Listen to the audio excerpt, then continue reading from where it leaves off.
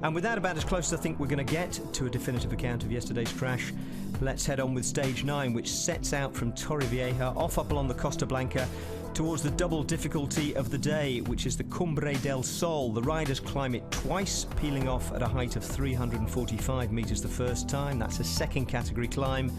Then they come back and take it all the way to the top at 415 metres. That's a category 1. It's not long, only 4 kilometres, but it's steep and testing enough to produce more time gaps at the top today.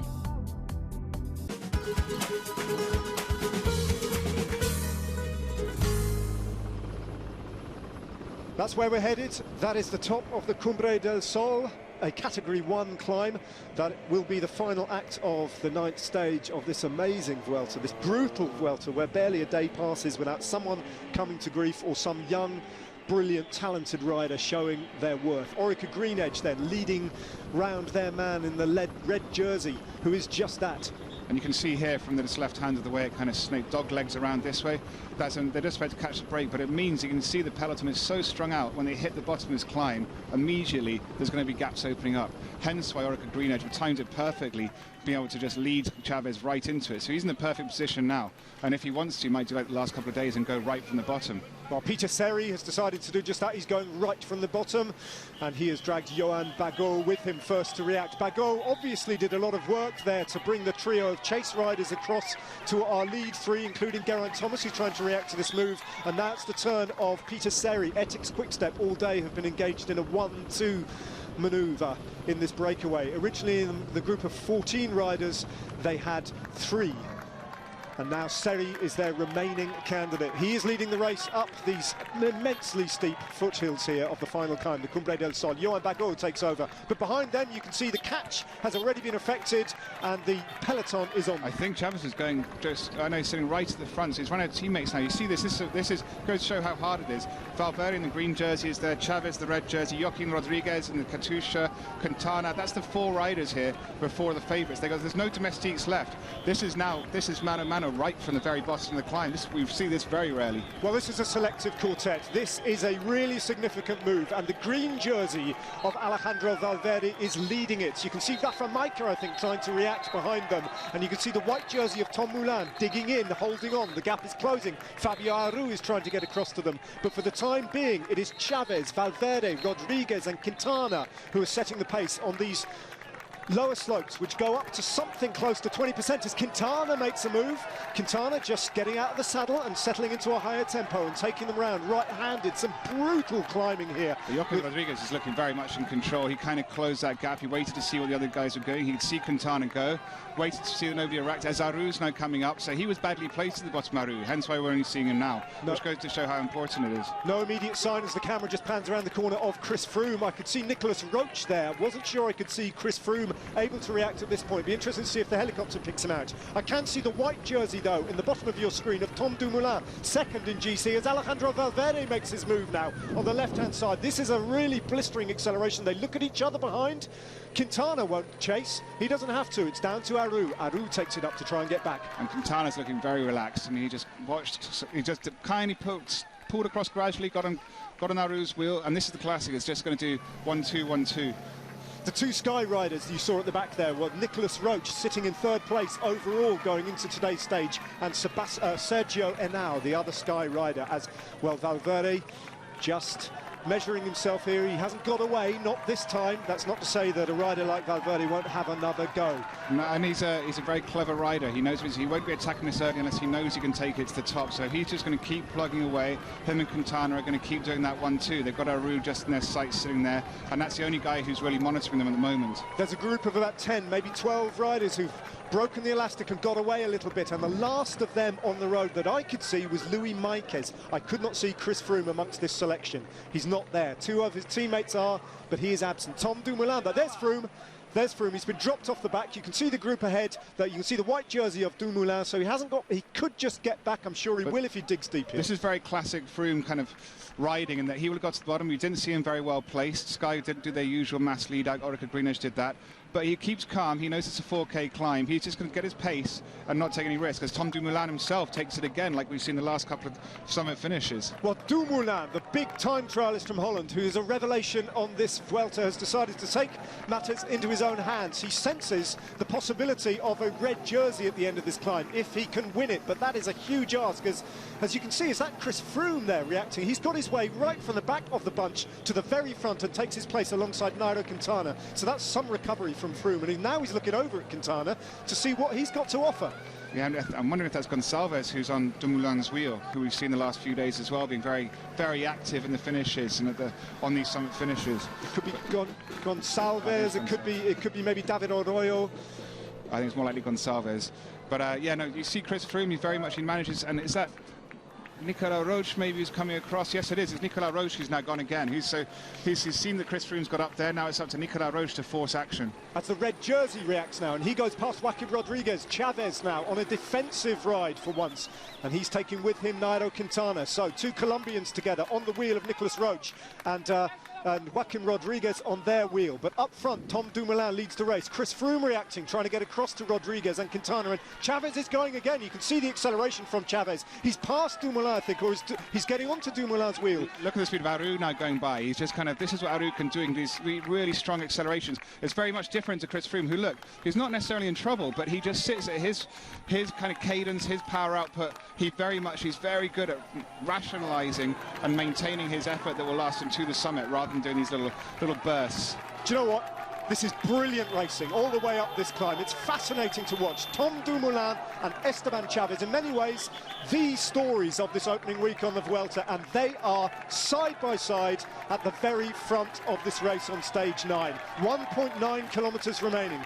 Dumoulin in the white combination jersey, Chavez in the red of the race leader, and Alejandro Valverde, who animated things at the foot of this climb, just losing a little bit of contact to Micah, but he's back on. They're all still there. I have no idea at this stage who's going to end up coming out on top, as Aru asks the next question. Well, this is interesting now for Aru, and also Joaquim Rodriguez. This is actually great for him, as Chris Froome is just sitting at his pace. It's like the tortoise and the hare. It's like he's just going to keep plugging away and probably just turn it on into full gas in the last 500 meters. As all the other favourites are beating each other up with their accelerations, and then they relax a little, and then they have a look, and one of them is going to go. It looks like Rodriguez might be the next man. He's having a little look from side to side. Chavez looks over his right shoulder, looks into the eyes as Tom Dumoulin, for the second time, gets out of the saddle, accelerates, and he's got a gap. So no, the thing is that the riders all there, they know Chavez has to react, because he's racing GC, and if he lets Dumoulin go, that's the red jersey going. So there'll be a little pause here where they look at each other. You can see Joaquim Rodriguez, 181, who's at the front, and there it goes. It's Nicolas Roche again who's going. So now you'll see Chavez has to go. He's going to use him. And Froome tries to react as well, and he follows on Chavez. Now, danger here for the whole race, because Dumoulin, who's up the road, knows that there is a flattening off in the course now, and for a while it even goes downhill. If he can eke out an advantage here for the final kick up to the finish line, he will take a significant gap, but Roche is trying to bring it back. Now again, like the other day, it's turned into the first and second on GC racing each other. We have Chavez on the front, he's defending his red jersey, while Dumoulin's attacking not only for the stage, but to try and take the jersey off Chavez. And now everyone else is going to try and profit off that, because they know that Chavez is now fully committed. This close to finish, he has to close that gap and then try and hold the wheel as everybody comes by him. So they can't do it. So now it's Nicolas Roche there, Chris Froome on the left. Chris Froome looking great, to be honest, the way he's paced this so masterly. But Dumoulin's so close. And Joaquim Rodriguez, look at him there in the middle of the screen just behind Chavez. He can do, very much like Dan Martin Aru, a crazy 500-meter effort. And he'll try and time that as late as possible just to do one big punch. And here goes Chris Froome, a first acceleration for him at the Vuelta, to ask a question of all the others. Froome, who you'd have thought just a few minutes ago was dead and buried on this climb, has paced himself back into it, but he's bringing all the others with him. All the favourites on the Vuelta, all represented there, as Nicolas Roche begins to lose a little bit of contact to this group, but he's having a terrific race and he's digging deep. Now, if Joaquim Rodriguez is on top form, he's just going to wait and wait. He knows with about 900 metres, 800... Oh, a little touch of the wheels there for Chavez, who did did well not to come off. He just rode into the back of Rodriguez there, but both men still okay. So that gap's still reasonably small. Joaquin Rodriguez knows if he's on good form, he can close down 200 metres. As Rafa Majka goes. And now it's Majka's turn. You almost lose track of where these accelerations are coming from. Everyone is having a go as Tom Dumoulin takes the race with a significant gap under the kite. 1 kilometre to go for him. The gap reads 10 seconds. If Dumoulin can hold on to that gap, he will be the race leader. But Majka is bridging now. So immobile, so solid on the bike, and not looking like he's suffering at all. Just concentrating, trying to get across to Dumoulin. As you look at the back for reactions, and Roach has ridden himself back into contention. Roach appears to be very strongly placed there. So Roach leads Rodriguez, leads Froome, leads Aru. That's Valverde behind them. But up the road, Majka trying to close to Dumoulin. And here goes Chris Froome again. Chris Froome again accelerating. And now Chris Froome, this is the sort of effort he will try and maintain to the finish. He knows 800 metres from the finish, he can do this. Contrary to everyone else, he's paced his whole way up the climb, waiting to go into the red. And now he's going to go in the red, and he's just going to go as far as possible. Now, Joaquin Rodriguez knows that's what Chris Froome will do. He knows the different tactics. First signs that the red jersey is in trouble. Chavez appears to be struggling now as they kick up left-handed with 700 metres to go. This is where the final part of the climb will be decided. Chavez is distanced and he is struggling. He's already lost, what, some 20, 30 metres as Froome brings the whole race back across to Dumoulin. That's Chavez now, really struggling for the first time. This is where we'll find out what he's made of. He's answered every question so far. What about Dumoulin, though? He looks over his left shoulder, sees the damage that he's done to this race. This unrelenting gradient, does not give up pretty much the whole way to the finish line. And Joaquin Rodriguez just sitting there like a silent assassin on Chris Froome's wheel. He's letting Chris Froome do all the work, hoping that he's got such a vicious punch, Joaquin Rodriguez, that he just has to let Chris Froome go, and he'll wait as long as possible then to come over the top of him. That's the Cumbre del Sol. This is the finish, the final few hundred metres, and this is the selection that has been forced to one great extent by Tom Dumoulin in the white jersey, second place overall, about to ride himself into the race lead. Joaquin Rodriguez may well win the stage, but if Dumoulin can hold on here, he will be in the red jersey and the race lead. Now, the battle for the stage win, though. Rodriguez, Chris Froome, how many times have they duelled in the Vuelta in the past? Sometimes it's when Rodriguez on the top, but Froome now looks to accelerate past Rodriguez on the left. It's amazing. There's probably, I don't think I've ever seen, very rarely seen anybody come over the top of Joaquin Rodriguez like that. It goes to show they've got Chris Froome back on top form. He's clearly been using this race his first week as almost a kind of training camp.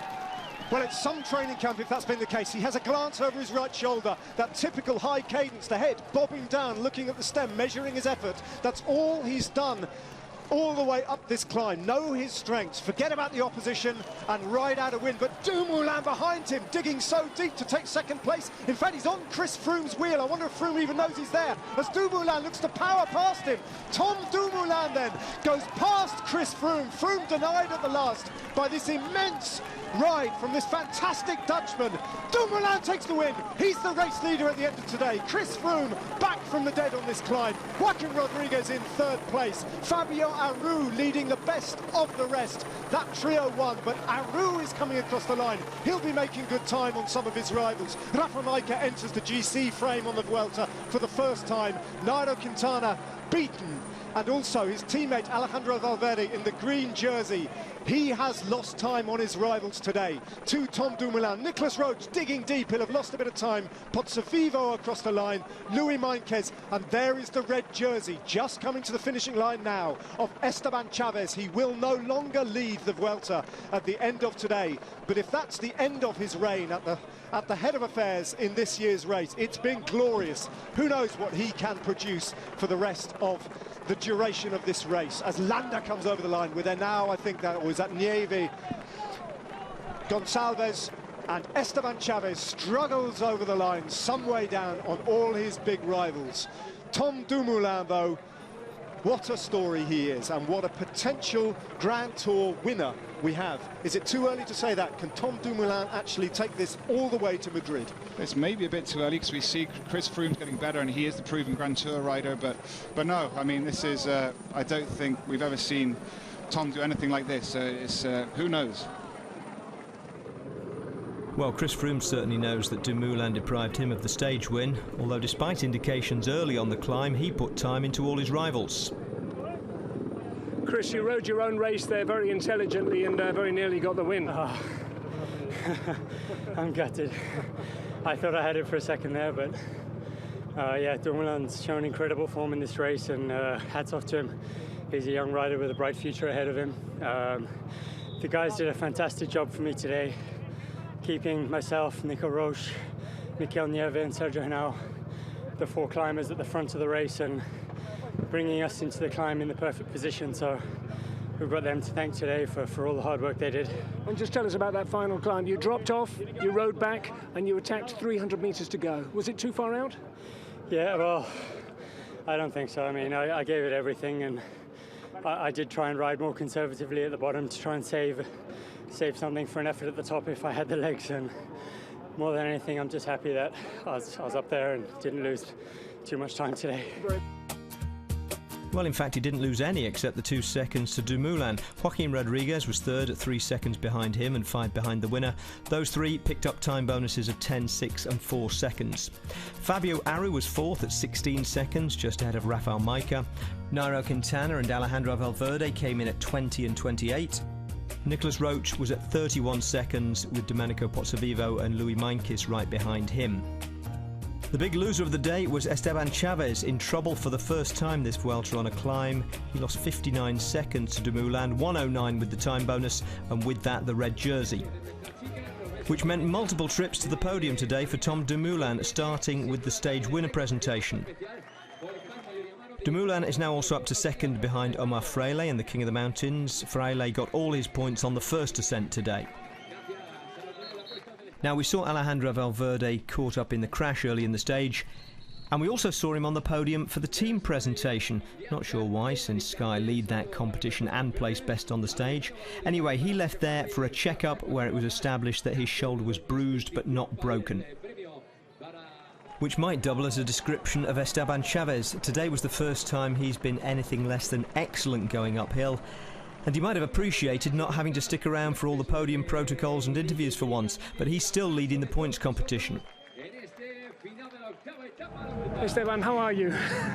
I'm tired and really tired, and obviously disappointed. I lose the wheel for 700 meters for the finish and lose 1 minute with Tom Dumoulin. Tom Dumoulin did unbelievable ride today. He's really a strong guy. I want to say congratulations. It's unbelievable. He won the stage and keep the red jersey. It's unbelievable. I tried. I did my best sport. I say the first day when I won, I want to leave my skin in the road for keep the red jersey. I did today this. I think there's been enough actual skin left on the road this week without adding to it figuratively. Anyway, here's the new classification. Tom Dumoulin now leads this race by 57 seconds from Joaquin Rodriguez, with Esteban Chaves down to third at 59 seconds. Nicolas Roche slips to fourth, but has Rodriguez and Chaves within 10 seconds of him. And it's tightly bunched behind him. 5 seconds covers Fabio Aru, Alejandro Valverde, Nairo Quintana and Chris Froome. Rafael Maica is into the top 10 and bumps Domenico Pozzovivo down a place. Well, between them, Chaves and Dumoulin have been the revelations of the Vuelta so far. Dumoulin, being the bigger rider, is the bigger surprise on the climbs. And how is it possible you beating Chaves? He's much lighter than you. More power. Yeah, I don't know. You know, I'm a time trialist, so I can push a lot of power on the pedals, but and I lost a little bit of weight, I think, the last few weeks before this Vuelta, and apparently my power stayed the same, so I'm actually climbing faster, and yeah, this is something that I'm really surprised of, and yeah, it's amazing.